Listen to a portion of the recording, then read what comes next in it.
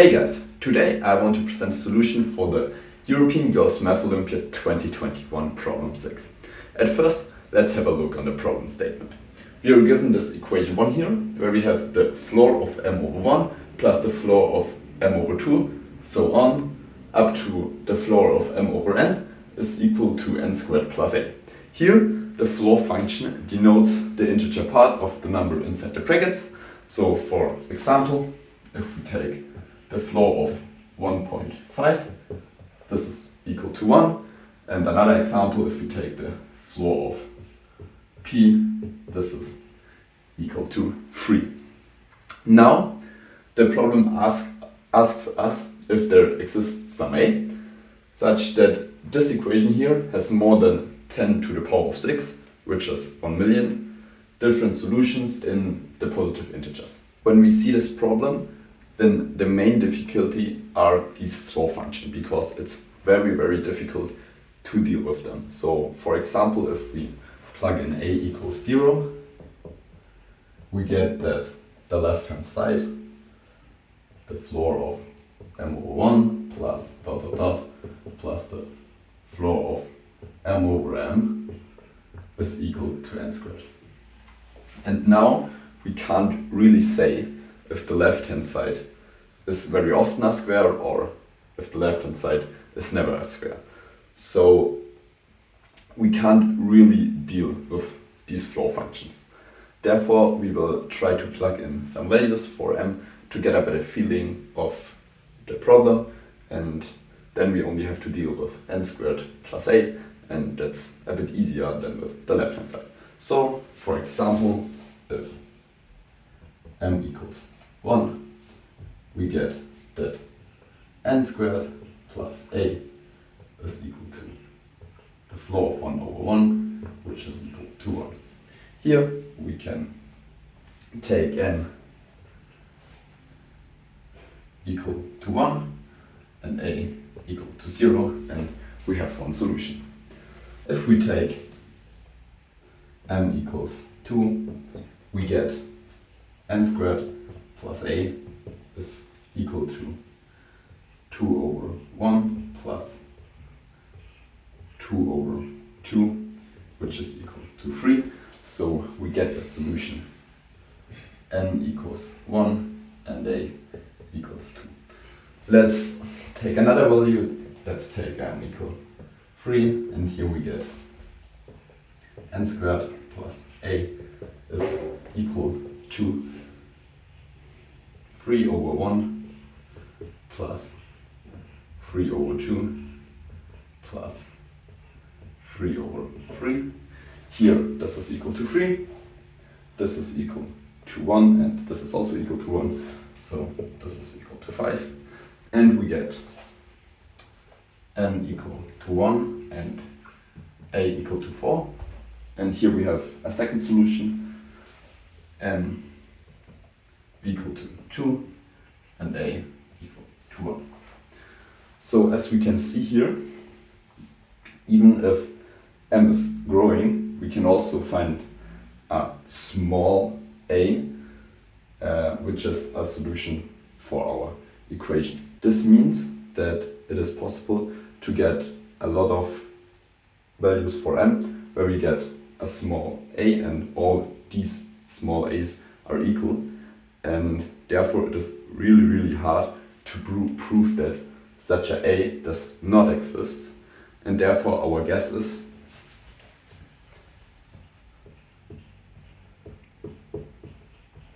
that the problem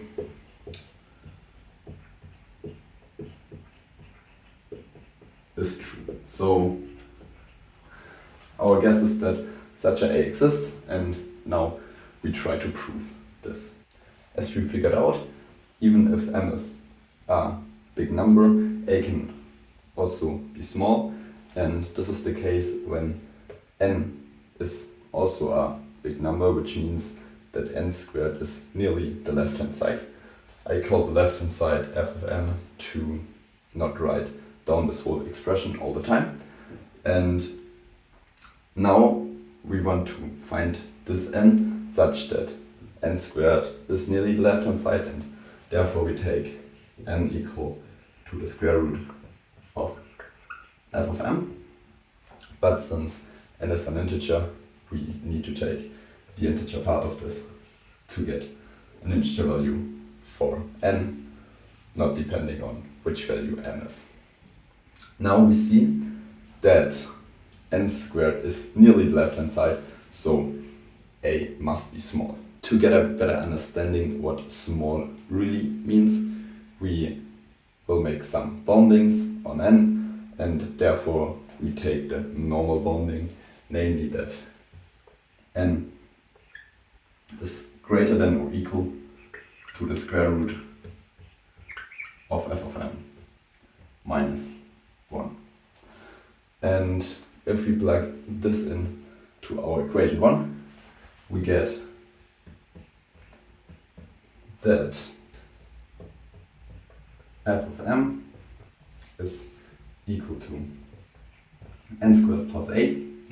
This is greater than or equal to, we take now this inequality, the square root of f of m minus 1 all squared plus a.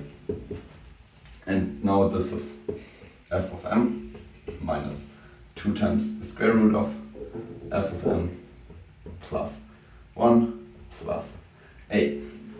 But now, since f of m is also on the left hand side, we can cancel this out and bring 2 times the square root of f of m to the left hand side, and we get that 2 times the square root of f of m is greater than or equal to a plus 1.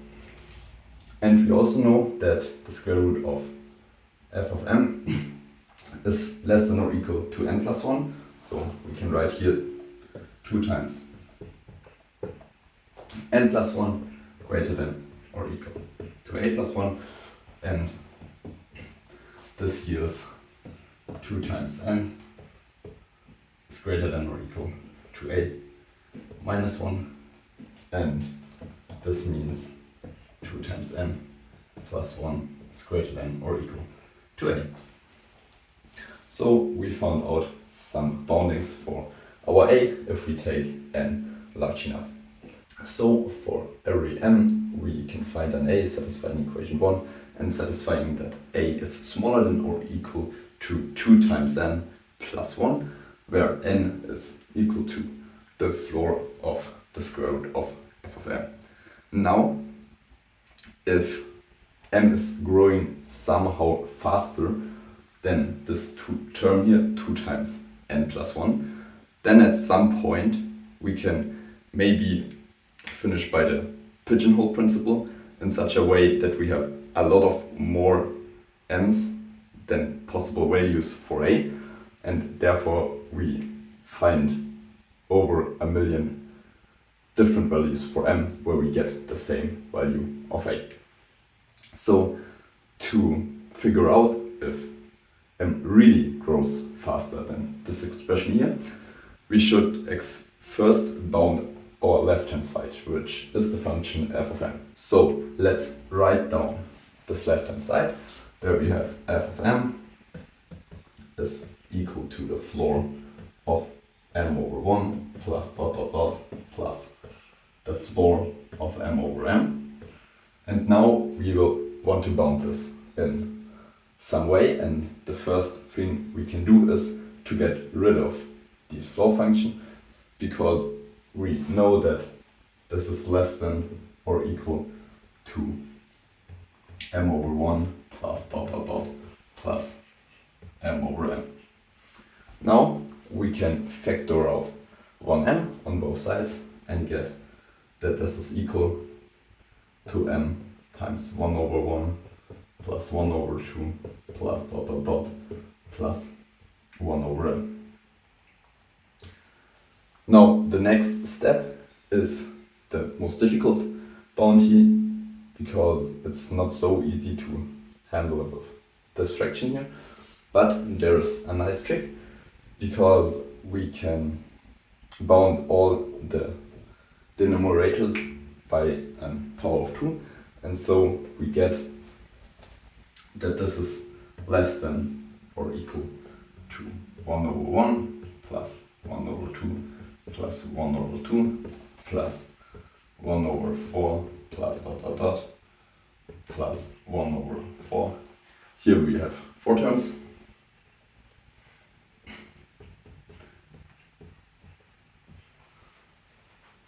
Now plus 1 over 8 and so on, up to 1 over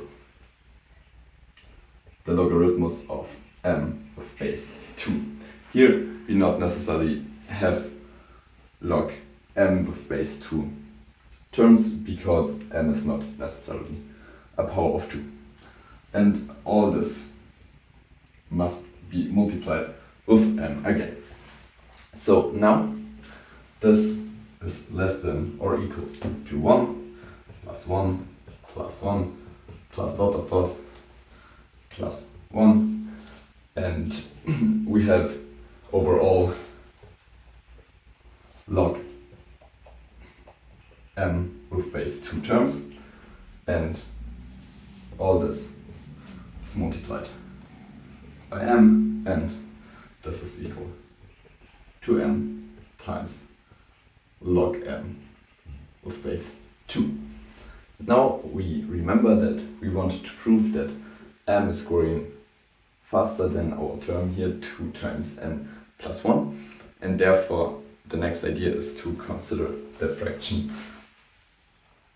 m over 2 times n plus 1, which is equal to m over 2 times the floor of the square root of f of m plus 1. At first we want to get rid of the floor function here, and we make the normal bounding that this is greater than or equal to 2m over 2 times the square root of m plus 1. And now we can make use of our observation here and can say that this is greater than or equal to m over 2 times the square root of m times log m with base 2 plus 1. To get rid of this 1 here, we can maybe say that we take a factor of 3 before, and for m is large enough, this should be true that this is then greater or equal to m over the square root of m times log m with base 2, and all this multiplied with 1/3. And now we can cancel out 1 square root of m term and get that this is greater than or equal to the square root of m over the square root of log 2 of m times 1/3. But since the square root of m function is growing faster than the square root of log 2 of m function, we know that this is going to infinity for m large enough.